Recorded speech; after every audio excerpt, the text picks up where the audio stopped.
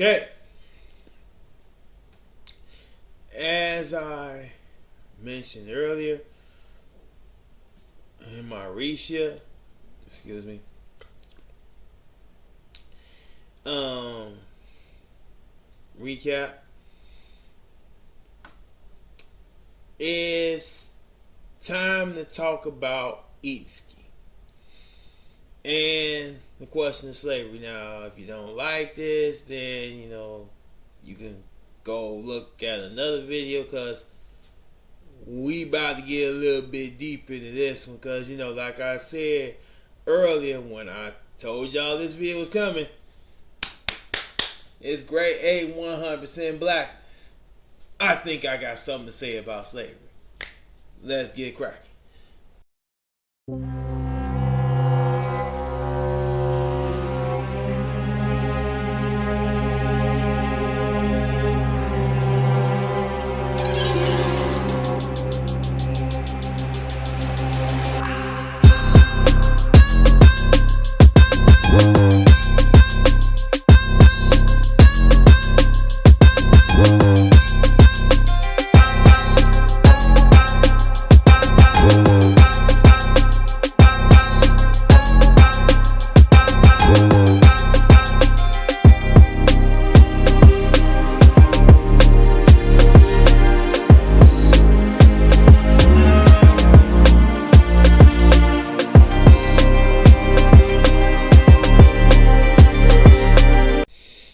What's going on, everybody? This is your Anime Legacy and the Anime Lounge, and today we're gonna talk about Eatski. And to talk about Eatski correctly, you gotta kind of talk about Naofumi. And the reason you have to talk about Naofumi and Eatski is because, like this episode showed you, they're the polar opposites of each other. I mean, Naofumi is the polar opposite of all the heroes in most cases. However, when it comes to this discussion, he is far and away the polar opposite of Eatski because of his whole sense of justice thing and how both of them go about being heroes. Now,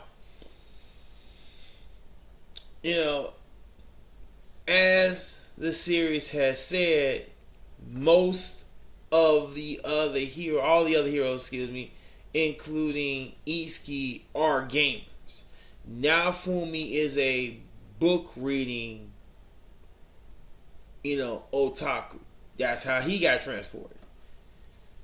Reading a book on the four cardinal heroes.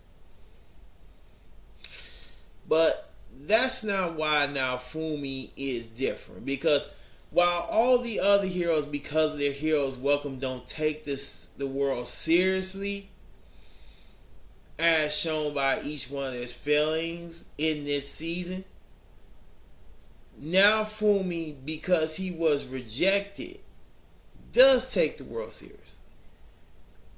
And it's one of the problems that people have with the series because they keep acting like Naofumi endorses slavery. And that's not necessarily the case. Because of his realistic view of the world and the way he was treated at the beginning of the series, Naofumi has a hustler's mindset. That's why he's my Cash App, thumbnail, because that man will do whatever it takes to get the job done. Like, a lot of people have been looking at this season and saying Naofumi endorses slavery. Naofumi endorses slavery. It's not that Naofumi endorses slavery. It's just a means to an end for him. The truth of the matter is that the only requirement that he gives you when you put the slave crest on him is don't lie. Other than that, you can do whatever you want. As long as you honest with him and straight with him, he don't give not one. Which makes sense given that the first person that he kind of partied up with was, as we'll call it now, since the internet found a name for it that is acceptable, in which, since he found that out and got dealt with that, and she put him up on them, let's be real, Me Too charges. That's her go-to move. We saw in episode 4 of Moriyasu when she was trying to get Ren. She, if you go by people like 414 Anime, who actually do some kind of research on Shield Hero, it's been stated, and even, Natalie, who's a good one, who actually does have a video on mine that's going to get into a little something. I'm going to get into something right here. Basically, a little bit of a spoiler, that if they do get to this part, that there was a girl that probably could have helped Moriyasu get back to a functional, normal state other than Philo. But let's just say that, when it comes to her, which don't seem to care about slavery, because, she was pushing up, because this girl was pushing up on Moriyasu, and she got sold down the river. So, just to say how people are hypocritical when it talks about Naofumi when it comes to slavery, yeah. Yeah, just saying. But getting into Itsuki, it's basically, as you see in this series, Itsuki forces his justice, trying to brainwash people with his arrow and stuff like that to make them believe him, because, like the flashback shows, is that, he's kind of like a child who likes to be patted on the head and told he's a special boy without putting in the work. That's why he was getting them, F grades in school. Gotta put in the work. And then when things don't go his way, he throw little temper tantrums like he did when he broke his game system, saw his mama crying over them E grades. I didn't even know you get an E. I'm just saying. But it is what it is. He got that E grade and was mad. And this kind of was his way of thinking. He's a little bit prideful, narcissistic, and just basically needs attention constantly by people, and gratification and appreciation by people to have confidence in himself. Now, this wouldn't be a bad thing if he thought some things through, like Naofumi told him in episode 19. It's like of season 1. It's like, yeah, it's good you killed that despot, but you're not thinking about how that land's gonna survive, how those people are gonna eat, and how they're gonna function without new leadership. Like with Naofumi, he's not just setting up a kingdom. He's trying to put infrastructure in place and making sure that people can take care of themselves. And the slavery thing is a part of it, because he's trying to use the resources of the slave trade and the merchants to find the people, because even the merchant had to show Naofumi that some people, just because this might be a come up and a way for them to get free, they might actually use this and try to lie and break up in the village. The slave merchant actually paid some people in season 3 to actually, masquerade as false participants or false villagers to make sure Naofumi was up on game. So Naofumi is using the system as it stands to free people. Does he agree with it? Like you said, it's legal. It's a means to an end for me. It's a means to an end. It's what I gotta do. I'm a hustle. I'm gonna do what I gotta do. I'm not trying to share the apple cart. I hate this world.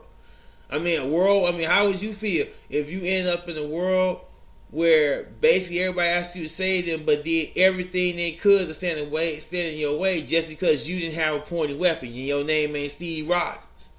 You can't bounce your shield off the wall like Captain America and just catch it like a boomerang, like make that good old superhero pose. You just gotta say, You know, block, block, yay! And then, you know, just saying again, you got a R charge, R word charge on you, placed on you by the most powerful woman, or at least one of the most powerful women in the land. If you won the Shield Hero, you know that head coming clean off. You know, it's curtains. But you supposed to be out here trying to stop slavery. And it's like, you know, again, the other heroes didn't try to stop no slavery. They didn't try to do anything to break up the slave trade or anything like that, because it didn't affect them. Matter of fact, if you really want to think about how bad things are for Naofumi, we still don't know how you party up in Shield Hero. Does anybody know what the party up system is like outside of putting a slave crest on somebody? How you actually party up with somebody and basically share experience, which is what Naofumi was supposed to be doing in the first place? Do we really know that? Like, no, we don't. So basically, Itsuki's just a guy who's using justice like kind of a lot of people in politics use morality. It's just something to, you know, make themselves feel good. You know, it's like, I'm fighting for the right side. But like the episode today showed, you know, when you have that kind of non-negotiable, unflexible mentality toward justice and morality, you end up fighting on the dark side, which is why Itsuki's wings, you know, again, you know, referencing, you know, Lucifer, you know, they went to the devil wings from the angel wings. You know, that's the symbolism, and again, that's symbolism behind that. And this is what Naofumi is all about. He's about basically being a mature and balanced person in a world where everybody else is kind of flawed, but is still able to overcome it with the right help. Now, again, spoiler warning, if the series gets to this, there's going to be something that you find out about the cardinal weapons and all the weapons in general, about why things kind of are this way. If you want to know early, you can watch, like I said, people like Natalie and 414 Anime who have facts on these things because they've read the light novels. So you can look that up, you can look them up. But for right now, all we need to talk about and all we need to know is that basically Rin, Itsuki, Moyasu, you know, they all represent, you know, all have these other sins of pride, lust, gluttony, sloth, jealousy,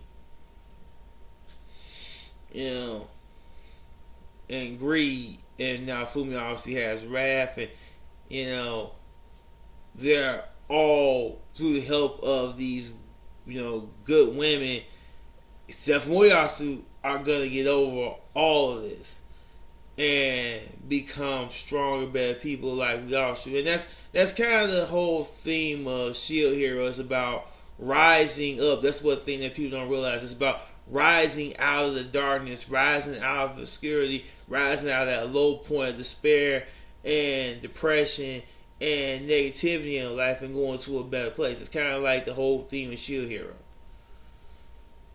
But that's all I have for this one. If you like anything you heard, please like and subscribe to the channel, and I'll catch you in the next one.